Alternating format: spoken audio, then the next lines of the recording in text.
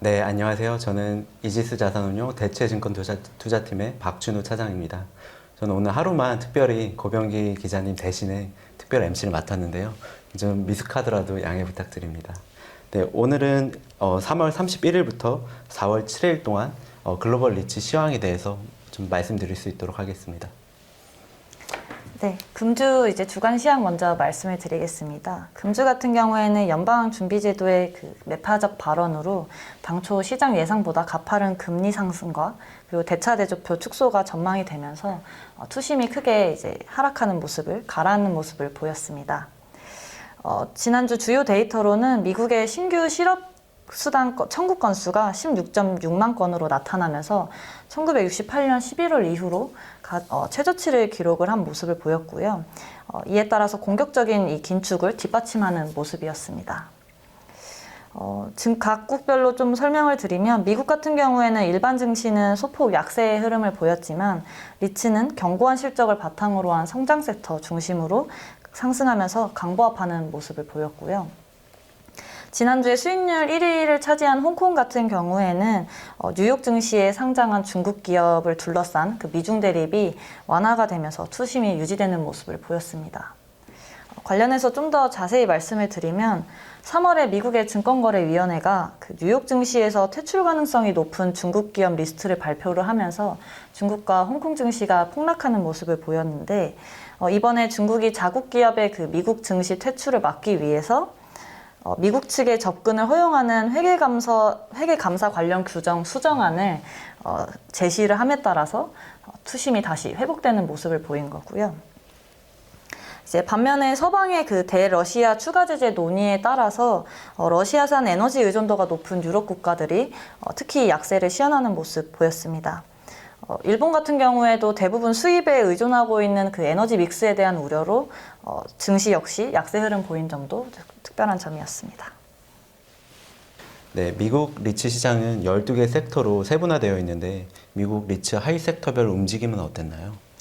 네, 지난주 리츠 하이 섹터는 앞서 말씀드린 대로 견고한 실적을 유지하고 있는 성장 섹터 중심으로 상승세를 보였습니다.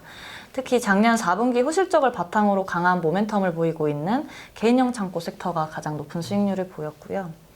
JP모건에서 개인용 창고에 대한 리포트를 하나 발간을 했는데 수요가 그 개인용 창고에 대한 시장의 수요가 당초 예상 대비 높게 지속이 됨에 따라서 2022년에 이익 성장 전망치를 상향 조정을 했습니다. 특히 퍼블릭 스토리지 같은 경우에는 2022년 이익이 19.6% 성장할 것으로 예상이 되고 있고 밸류에이션 같은 경우에는 FFO 기준으로 25배 수준에서 역사적 평균 수준을 유지하고 있기 때문에 최근에 주가 흐름이 계속 상승세를 보이고 있습니다. 그리고 산업용 섹터와 통신타워 그리고 데이터 센터도 좀 강한 상승세를 보였고요. 관련해서 좀 말씀을 드리면 미국의 게이트웨이 도시 내에서 물류 창고를 주로 보유하고 있는 테레노가 2022년 1분기 영업 업데이트를 발표를 했습니다. 여기서 전체 임대율이 1.4%포인트 상승한 96.9%를 기록을 했다고 발표를 했고요. 또 긍정적인 점은 신규 임차 및 기존 임차 갱신 시 임대료가 현금 기준으로 35% 굉장히 높은 수준으로 상승했다고 발표를 하면서 이 게이트웨이 도시의 양호한 물류 부동산의 펀더멘탈을 보여주었습니다.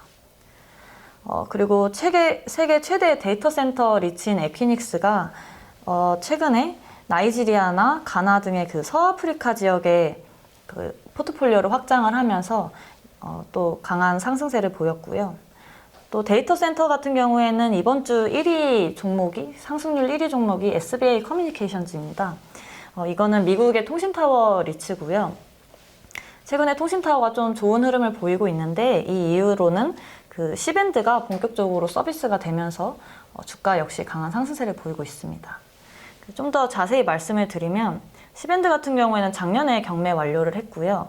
통신사가 이제 각각 주파수를 받아서 이거를 사용하기 위해서 추가적인 통신 장비를 통신타워에 부착을 하게 되는데 이때 이제 장비를 추가 부착하면서 임대료 상승도 이제 발생을 합니다. 근데 이게 바로 임대 수익으로 찍히는 건 아니고 이 C밴드 주파수가 서비스되면 그때부터 임대 수익에 잡히기 때문에 최근에 C밴드 서비스가 시작이 되면서 이 통신타워의 이 강한 실적 모멘텀이 기대가 됨에 따라서 주가도 상승하는 모습 보이고요. 또 특히 이제 연초부터 데이터 센터나 통신타워 같은 경우에는 좀 주가가 좀 빠지면서 밸류에이션 매력이 부각되는 점도 상승 요인 중에 하나였습니다. 반면에 최근에 팬데믹 사태 완화에 따른 리오프닝 기대로 회복세를 보이고 있던 호텔과 리테일, 오피스 섹터는 다시 반락하는 모습이 좀 부정적이었다고 할 수 있습니다. 네, 그러면 마지막으로 지난 한 주간의 글로벌 리츠 시장이나 상업용 부동산에 좀 발생한 주요한 뉴스에 대해서 소개 부탁드립니다. 네, 앞서 호텔과 오피스 섹터가 좀 부진한 모습을 보였다고 말씀을 드렸는데 주가는 좀 부진했지만 금주에는 좀 오피스랑 호텔 업황에 바닥을 보일 수 있는 몇 가지 뉴스들이 발표가 되었고요. 먼저 미국 오피스 말씀을 드리면 바클레이즈에서 뉴욕 오피스 리츠인 SL그린 리얼티의 목표가를 상향을 하고 투자 의견을 오버웨이스로 유지한다는 리포트를 발표를 했습니다.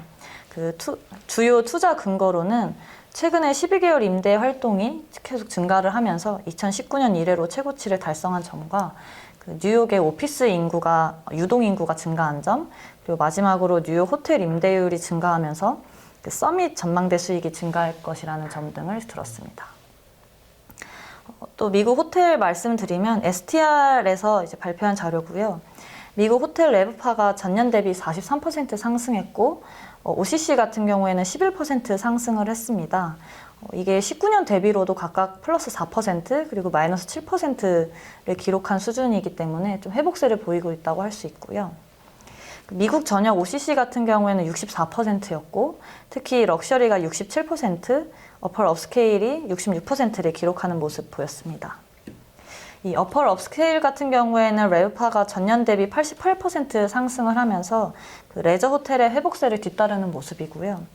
지역별로는 뉴욕이 133%, 그리고 보스턴이 145%, 워싱턴 DC가 137%, 샌프란시스코가 87%의 레브파 성장을 보이면서 긍정적인 모습이었고요.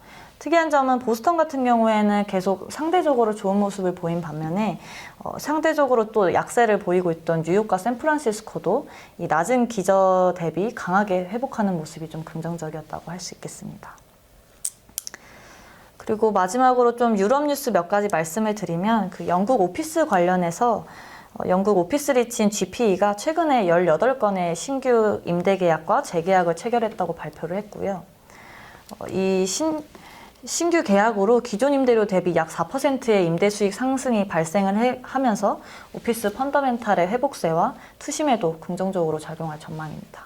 그리고 마지막으로 이번 주에 한국 리츠 콥데이가 있었고요. 굉장히 많은 분들이 참여를 해주셨고 작년에 있었던 그 콥데이보다도 더 이제 좀 되게 열기에 끝났고요.